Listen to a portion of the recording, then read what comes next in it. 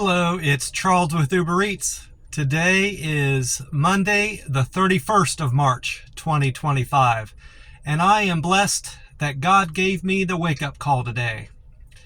Right now, it is 5:01 a.m., and sunrise time in McAllen, Texas is 7:25 a.m. According to Google, I checked the Google website out and did a search on Google for the current temperature, and it is currently 78 degrees, and it's going to get up to 88 degrees today in McAllen. And they're saying we're going to have partly cloudy skies all day today, and a very slight chance of rain. I think it said 10 or 20% chance of rain in the area, so not likely to get rain in Hidalgo County. I wanted to update how I'm feeling and my experience with this 72-hour fast. Right now, I'm 63 hours in to my 72-hour fast, and I have no doubt, 100% certain I'll make it to 72 hours. I feel very my energy level is a little low, which it always is the day going into when I'm going to break my fast, which is today. I feel like I'm in a 48-hour fast right now. I think most of that is on account of the high amount of fruit I took. That might just be in my head, but that's the only thing that has changed with this 72-hour fast attempt compared to previous attempts I've made recently. I ate a larger proportion of my meal was fruit on Friday afternoon. I had a big plate of watermelon, cantaloupe, banana, a few lemons and oranges, and that's the only thing that has changed. My sleep quality wasn't all that great last night. That's a slight difference, but that wouldn't have helped my chances with this fast. It's got to be the fructose sugar that I consumed, possibly, or it just might be in my head. I did resolve myself. I gave myself some mental coaching going into this fast, and I reminded myself I was going to face some difficulties. So that might be playing a part of it, just the fact that I prepared myself better mentally for this. And I didn't walk. I didn't exert myself from my walk yesterday, and that's probably played a little bit of a role in making this 72-hour fast more smooth. I have done longer fasts, but it was when I was quite fat still. I think the year after I had started fasting, I started doing intermittent fasting in the spring of 2020, so it's been 5 years I've been at this. I jumped right into OMAD. I went from eating the standard American diet, the SAD diet, where you just eat whenever and whatever you want, from the time you wake up until you go to bed. I went straight from that to OMAD, which now I know isn't recommended, but I had no trouble with that. Sten Ekberg, YouTuber, and even Jason Fung, mostly Sten Ekberg, but both of those guys said that you need to ease into going to an OMAD diet, one meal a day. You need to start off at like eating a 10-hour window for a few months, and then an 8-hour, 6-hour, like this. And then over the course of several months, you might adjust your body to an OMAD diet, which I did. Like I said, I didn't do that. I didn't know that at the time. I just watched an OMAD video from Sten Ekberg, and that wasn't discussed in that video. He just discussed how to do an OMAD diet. And I thought, I'm going to give that a shot, because a lot of time, some mornings I didn't have time to eat breakfast, and I was eating in an 8-hour window some days. Most times I wasn't. And I said I could probably get by with doing OMAD, and I just made it happen, for whatever reason. I just kept myself distracted. I drank plenty of water, got outside and just kept myself busy and distracted from hunger. I did have hunger, but I just had willpower and just stuck with it. A lot of that advice was in that Sten Ekberg video, and I just stuck with it. And within a few weeks, I had started seeing the weight drop off, and I knew I could maintain that diet, and I was thrilled that I was finally losing weight, and I just stuck with it. And after a month or two, it just became a habit. Eating any other way just felt natural to me. So I'm committed to this OMAD and intermittent fasting journey that I started 5 years ago. I'll be eating this way the rest of my life. Can't see that changing in any event. But anyway, like I said, I do have a little bit of weakness this morning, but I have that on 48-hour fasts anyway. So I don't think it's so much to do with needing to eat necessarily. I think I need more salt in my diet. So I'm going to probably go into this gas station and see if there's any salt I can put in my water that I'm going to drink this morning from the gas station, and see if that helps. That's helped in the past. And I have a slight headache, which is common with intermittent fasting and having your salt depleted from your body. I did drop a lot of water last night, which kind of is what disrupted my sleep. So I do feel a little fatigued from lack of sleep. I'll sleep much better tonight after I've ate today. So that'll make up for that. But I nearly forgot. I did do a weigh-in this morning. I'm at 136.2, which is more or less where I expected to be. I expected to be about 137, which is where I want to stay. What's happened before or after a refeed day, I find myself close to 150, and that's not a good area for me to be in personally. I know you're not supposed to.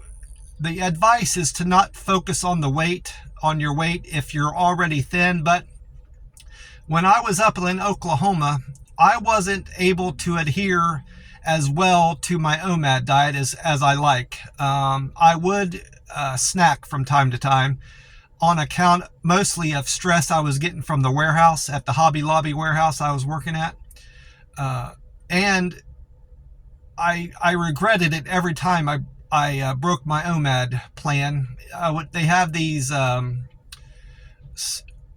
peanut butter and jelly sandwiches, Uncrustables. That was my weakness in those damn vending machines. So I have departed briefly here and there from my OMAD diet, but I was already thin at the time, so it wasn't detrimental to my health long term, and I still consider myself being an OMADer.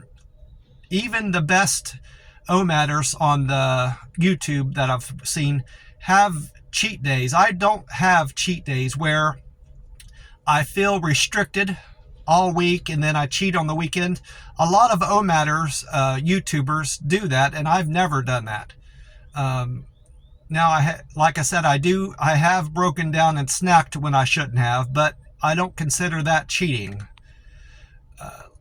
I always regret it afterwards, and since I've been down here and quit Hobby Lobby, I have not yet to break from my OMAD regime. In fact, I've tightened it up much more, to the point where I'm doing 48s, these rolling 48-hour fasts. I got inspired to do that from this guy named Jerome. He has a Finally Fasting YouTube page. I've been following him, and his advice on his page has given me a lot of insight on how to make these 48 and even longer fasts work, rolling 48s and rolling 72s. I'm not going to do rolling 72s. That might be something that I'll incorporate once a month at most, once or twice a month. Now that I know I can do it, and I know what has helped me make this a more successful attempt at 72-hour fast, the extra fruit I'm getting in, and I know I can do it. So that's going to be another tool in my toolbox for managing my weight and maintaining my weight, and just overall health. I almost forgot, there's another YouTuber I've been watching recently. He does fasting, intermittent fasting. His name is Cole, and his YouTube page is called The Snake Diet. I don't really like a lot of I don't follow his regime 100%. I just like his take on how to prepare your diet going into a fast and coming out of a fast, and how to get the best success with your longer term fast. He's not an intermittent faster. He is a faster that he practices fasting, which is going longer than 24-hour fast. He does 24s, 48s, and 72s, and even longer. And he recommends a higher carbohydrate diet going into a fast, like fruits and table sugar, which is crazy to me, and pop. He drinks pop and table sugar, which is, I'm not going to incorporate that advice into my diet, but the fruit thing definitely has been a great thing for me to add to make my longer fasts more successful, like I said. So he's got some good information on there. And he's got a lot of energy, and his YouTube videos are very entertaining, which I like him for that too. He's got a lot of subscribers, so I'm not the only one that follows him. Well, I had a good day with the Uber Eats yesterday. I had 2 singles, and the rest were all doubles. Technically, I had a triple. I'll get into that. I started off with a Denny's. That was a double in terms of having 2 customers. I had 2 customers to pick up at the Denny's. That was my first trip for the day. And while I'm thinking of it, that lady, the manager, I was walking in looking at my phone, and there wasn't a whole lot of people in the drive-up. There was maybe 2 cars or 3 cars in the drive-up, and only 1 customer in the restaurant, as far as I could tell when I was looking in the window. So I suspected that I would be going in there just to pick up the order, because generally speaking, it's been my experience that when these restaurants aren't that all busy, they generally have my order ready to pick up, even though I had 2 of them, So I'm just, walking in there, and as I'm coming up to the door, these 2 associates are also coming from another direction. One of them was in a uniform, and the other one wasn't. It was at the Denny's. Well, I assumed the lady that was in like a dress shirt and slacks was the manager, because she had a name tag on and was talking to the associate. I kind of picked up my pace, and to help them, I opened the door for them to get in.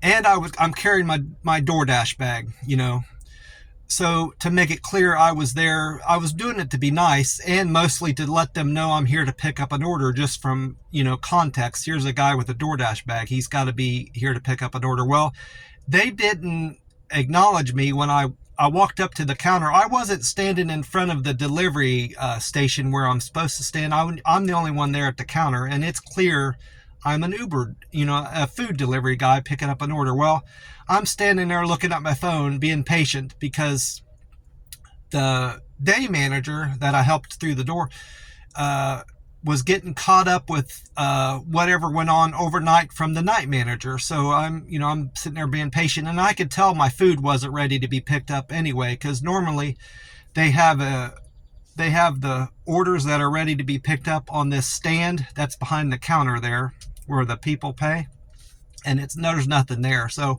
there's no point in me telling them right then and there I'm here to pick up an order, because it wasn't ready to be picked up anyway. Well, I'm standing there for about 2 or 3 minutes looking at my phone. I was getting caught up with I was texting one of my old workmates from a grocery store I used to work at. He lives down here in Texas, and I was getting caught up with a text I should have sent him, so I'm texting him, And the next thing I know, this manager lady got done talking to, the day manager, done talking to the night manager. And she said, "Are you going to order food?" And I didn't even know she was talking to me, because I'm there with my DoorDash bag. Why would I be ordering food, And I look up, and she's staring at me like with vicious eyes, just like she was pissed at me. And she had just got done talking to somebody. There wasn't anybody there to wait on me, you know. And I could, right then and there, I knew she wasn't in her right mind. Why would a DoorDash, somebody come in with a food delivery bag, order food at a restaurant? So I know that I'm about to have a conversation with somebody that's not right in the head, So I just said, no, I'm here to, and I was polite back to her. She was giving me a lot of negative energy. And I wasn't going to start my day off giving her negative energy back, because I'm just going to carry that throughout my day, So I took a second, thought about how I was going to approach this, and I said, no, I'm just here to pick up an order for 2 customers, so and so. And she's just, I won't go through the whole thing with, between me and her, because it was just more nastiness from her. But she was just giving me a lot of negative energy the whole interaction I was there with her, and I wasn't giving the bad energy back to her, and I could just tell it was pissing her off, because she just kept on and kept on. The more nice I got, the more nasty she got, So, but I didn't feed into that, because if I can help it, I don't like to carry bad energy with me throughout the day, because it just makes my day awful. It's been my experience anyway. But with that customer, I mentioned that customer, the first customer had 2 milkshakes, and he wanted to combine the 2 milkshakes into a larger cup. I asked the manager lady if I could get a large cup for my customer to dump the 2 milkshakes in. And she gave me more nastiness from that, me asking her to do that. And it wasn't even me asking, it was my customer asked me that. So she just kept on and on. I would hate to work in this restaurant with a manager acting like that. And she had just started her day, so whatever had happened to her this morning or the day before, she carried it into her workplace, and that's not a healthy thing for a manager to do, in my opinion. But anyway, after that order at the Jack in the Box, I had 2 customers, and then I went to a Denny's. I had 2 customers from the Denny's to pick up, so that was another double. And that double at the Denny's ended up being my best paying delivery for yesterday. I made $17.97 yesterday. And overall, before I forget, I'm $45 over for the week. So I made well over my goal for the Uber Eats deliveries for last week, and that was, my payday is today. Their pay week runs Monday through Sunday night, Monday morning through Sunday night. So I'm in a new week now. So I had an excellent week with the Uber Eats app. And then I mentioned I had a triple. After I dropped off the first Denny's, I picked up a Whataburger order. Then I went on to the other Denny's customer. And then when I dropped off that Whataburger, I was on my way to when I dropped off that Denny's, I was on the way to the Whataburger. And then I picked up an El Itacate, so I immediately had a double again. Dropped off the Whataburger order to a customer, and then I picked up another El Itacate. So technically, in a manner of speaking, that was a triple, kind of, I guess. And then I did a single Starbucks, a double at El Patio Cafe, and another Whataburger. And then I did a single at the Taco Bell to wrap up my day. So, a very good day with the Uber Eats app. I only had a goal of like $30-some, and I had no stress at making. I knew I was going to have an easy day making $30, especially on a Sunday. Sundays are the busiest day in any market I've driven in. Any market I've driven in for Uber Eats, Columbus, a little bit of Oklahoma City, Las Vegas, and down here, Sundays are gangbusters for the Uber Eats app. The weekend is great overall, but Sunday is the best day to deliver for Uber Eats, in my experience. After I was done doing the Uber Eats, it crossed my mind I could do a walk. I was feeling very good, and the weather was fantastic yesterday. In case I didn't mention that, sunny, warm, and a slight breeze was perfect walking weather. But this 72-hour fast is something new I've started. And I didn't want to jeopardize not making it into today and into the afternoon before I eat. I'm planning on eating around 2 today.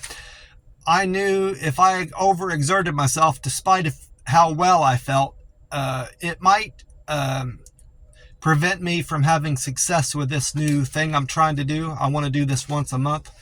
And I, in spite of, it not helping me make my goal of 1,000 miles this year, I laid off from walking. I kind of regret that, today, because I may or may not be able to walk today after I eat. I like to eat in the afternoon. I like to walk in the afternoon and then go back to my house and relax and rest and watch my YouTube after my walk. That's the best thing I can do for my health and maintaining a walking pattern in my life. And I most likely won't feel like that after I eat today. So we'll have to wait and see how that goes. And then after I'm going to go to the Chinese place around 2 today and break my fast. I'm going to do high fruit and veggies in my diet like I did yesterday, mostly fruit. And then I need to make sure that I'm eating plenty of protein.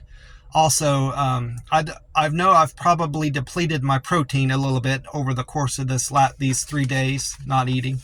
So I want to make sure I get plenty of lean chicken and oysters and maybe even some beef, even though that's not my favorite thing to eat at this Chinese restaurant. Their beef is a little bit tough for me. I have a hard time chewing. I've had some of my teeth pulled in the back, so I think that's why I have trouble chewing, the tougher meats. Chicken I have no trouble with generally, but beef and fish is always easy for me to eat, of course. But the tougher meats like beef, if it's, really well done. Now, if it's more rare, medium rare, I don't have trouble with that. But I'm going to try to get some beef in today because that's good protein. That's a great protein source as well. I also plan on calling my aunt back in Ohio. It feels like it's been about 2 weeks since I spoke to her on the phone, and she has written me since, and she's probably wondering why I haven't called her since receiving that letter. I feel bad about that, but I did write her back. I haven't sent off the letter to her yet. I'm going to send it off this week at some point. I'm putting that off as much as I can because I'm going to be sending her 2 or 3 letters, a birthday card, an Easter Day card, and a crossword puzzle, and a word search. So I'm sending that in like a packet, so I don't want her to get her Easter. The Easter card is going to be getting to hers too soon. And I explained that to her why I'm doing that. Why I'm sending it. I want to send it all as a package. And, I figure it's best that she get the Easter card early as opposed to late anyway. And her birthday card. Her birthday's this month. I want to get her a birthday card out. And I've got it all. I just need to write her another line or 2 on a paper that I send with her birthday. And I'm going to send her a letter with her Easter card. Need to write that, and I'll get that mailed off this week.